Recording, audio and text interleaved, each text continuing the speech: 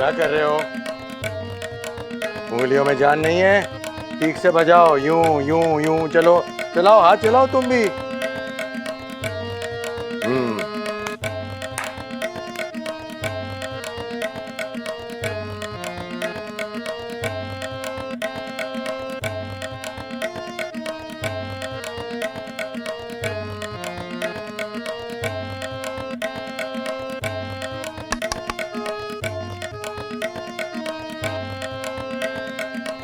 रुक जाओ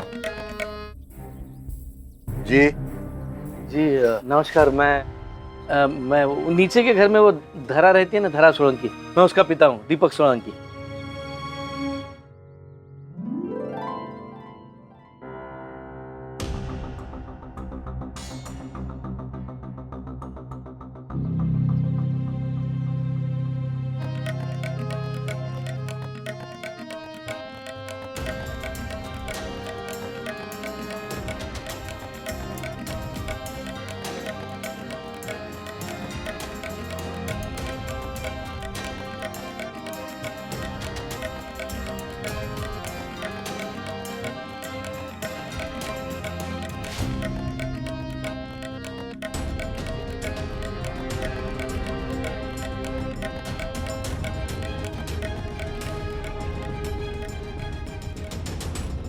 कहिए,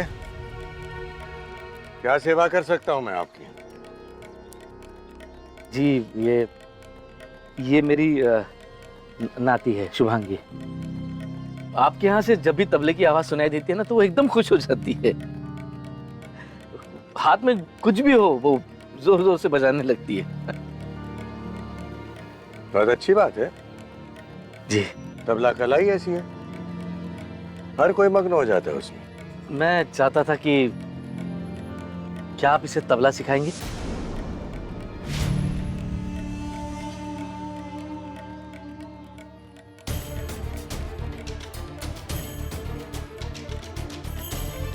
नहीं सिखाऊंगा। क्यों? क्योंकि ये सीख नहीं सकती।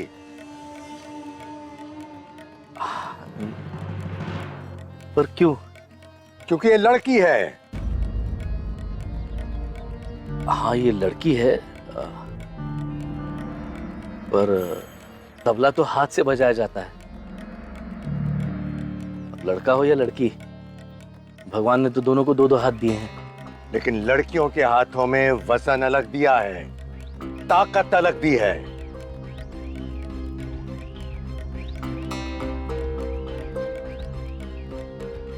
जहां तक मैं जानता हूं या सारी दुनिया जानती है, औरत के हाथ की ताकत से तो सारी दुनिया चलती है। अगर वो सुई में धागा पिरो सकती है तो वक्त आने पर हाथ में तलवार लेकर लड़ भी सकती है। शायद आपने झांसी की रानी की कहानी नहीं सुनी। ये जो तबला बजाने की कला है, ये आपके पिताजी बजाते थे? नहीं। हाँ तो हो सकता है कि आपकी माँ से ये कला आपके हाथ में आई है। मेरी माँ भी तबला नहीं बजाती थी। या हो सकता है उन्हें बजाना था, लेकिन आप जैसे लोगों की सोच ने उस वक्त उन्हें बजाने नहीं दिया। कब तक हम लोग औरतों के बारे में ऐसे सोचते रहेंगे? कब तक सोचेंगे हम सर ऐसा? आपके यहाँ मैंने माता सरस्वती की मूर्ति देखी, उनके हाथ में वीणा है। उनको नमन करके आप अपनी साधना की शुरुआत करते हैं। उनको नमन करके, उनकी पूजा करके आप लड़कों को तबला सिखा सकते हैं, तो लड़की को क्यों नहीं? क्योंकि सिर्फ वो लड़के इसलिए? तुम्हारा नाम क्या है? मेरी कॉम। लड़की हो तुम बॉक्सिंग कैसे कर सकती हो? लड़की हो तो तुम तबला नहीं सीख सकती। कब तक सोचेंगे हम लोग ऐसे? आप आधी आबादी तो कितनी सारी प्रतिभाओं से वंचित रहती है। कब तक दबाएंगे हम लड़कियों की प्रतिभाओं को, उनकी कला को, उनकी ताकत को? अगली बार देवी की पूजा करने से पहले अपने सोच के बारे में जरा सोचिए।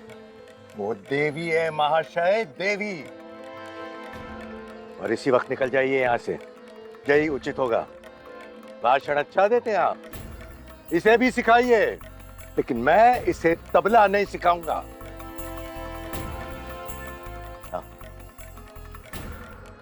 चौरसिया जी, अगर आप समझते हैं कि आप तबला नहीं सिखाएंगे तो शुभांगी तबला नहीं सीखेगी, तो आप गलत समझ रहे हैं।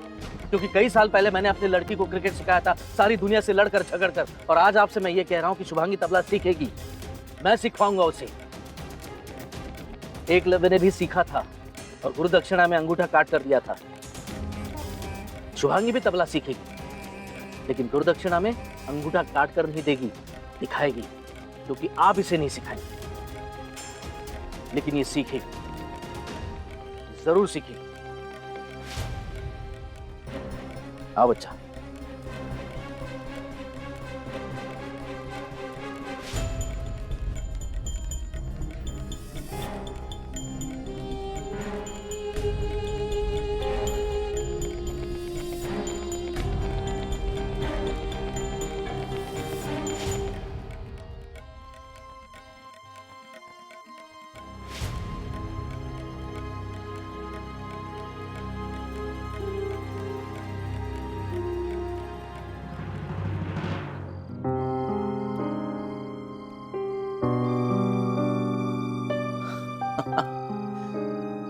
समीर, हाँ।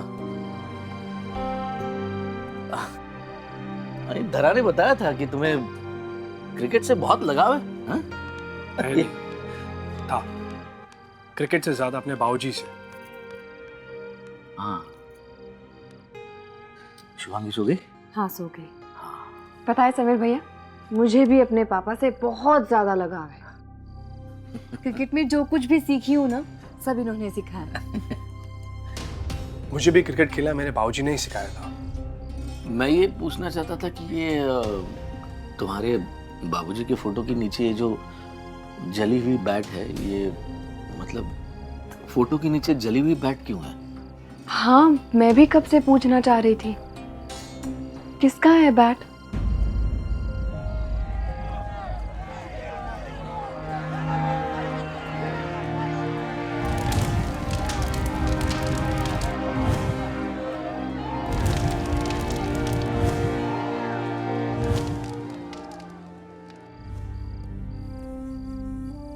बहन मानते हो ना आप मुझे? अब बता दीजिए क्या हुआ? कौन सी आग है ये जो अपने मन में छुपा के रखी है आपने? लो पानी लो। देखो समीर, मेरी बात कहती है कि रोने से, बात बता देने से मन का बर्तन जो है ना एकदम खाली हो जाता है, मन हल्का हो जाता है। हम तुम्हारे परिवार के ही है ना, बताओ क्या हुआ?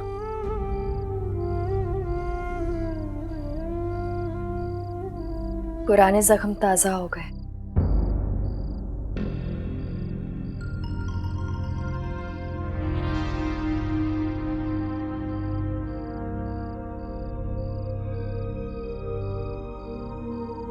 दुनिया के बेहतरीन बैट्स बनते हैं हमारे बुलंदगंज शहर में।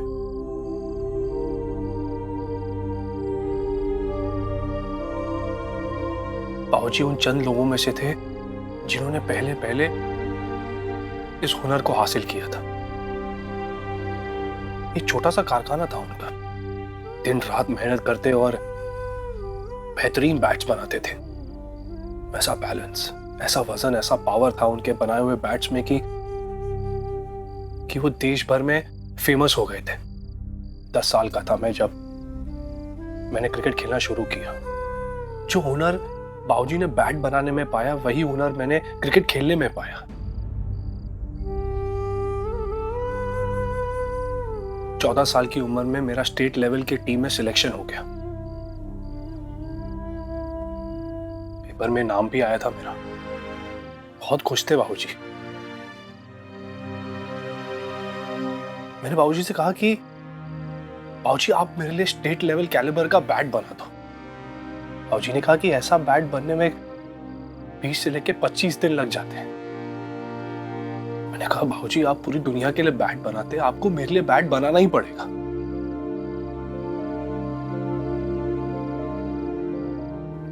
अब आप दिन रात काम करो, अगर मैं खेलूंगा तो आपके बनाए हुए बैट से ही खेलूंगा, वरना बाबूजी हमेशा मेरी जिद को पूरी किया करते थे। और फिर ये जिद तो पूरी करनी थी उन्हें, क्योंकि उनके बेटे ने उनका नाम जो रोशन किया था। बाबूजी दिन रात बैट बनाने में लग गए। 3 दिन बाद 16 फरवरी की रात को मैं 2 बजे जागा। भयानक चीखों से अचानक शहर में दंगा फैल गया था। लोग चिल्लाकर कह रहे थे कि दुकानों में आग लगा दी गई है। मां चिल्ला चिल्लाकर किसी से कह रही थी कि मेरे बाबूजी अभी भी कारखाने में काम कर रहे हैं। आग, चीखों और पत्थरों से बचते बचाते हम हमारे कारखाने तक पहुंचे।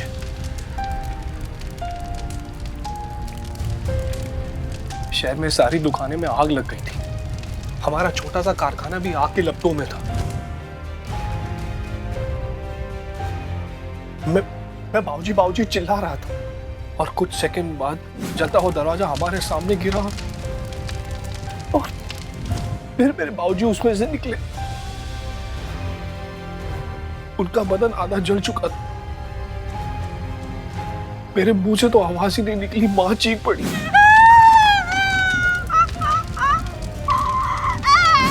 बाबूजी ने हमारे ओर देखा और उन्होंने हाथ ऊपर किया।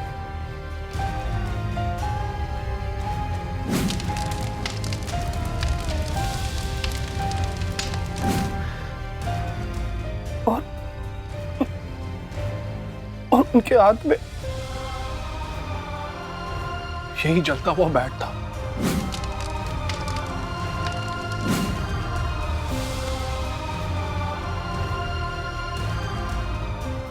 ऐसा लग रहा था जैसे कि बाबूजी ने अपने से पहले उस बैट को बचाने की कोशिश की थी। वो बैट बाबूजी मुझे दिखाकर और मेरे साथ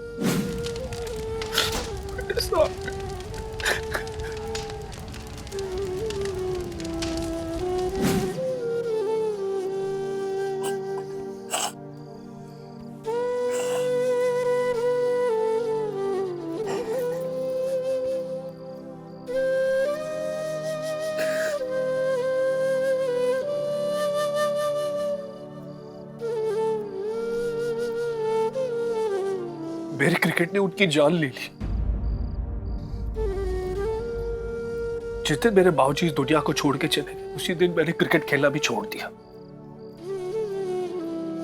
जिस दिन बाबूजी गए, उसी दिन ये घड़ी बंद पड़ गई।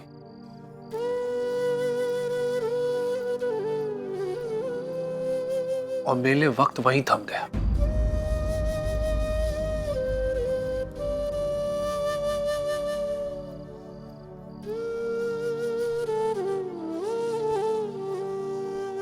समीर, तुम एक बहादुर इंसान हो। जिंदगी में बहुत कुछ खोया तुमने, लेकिन हिम्मत से आगे बढ़ने को ही जिंदगी कहते हैं।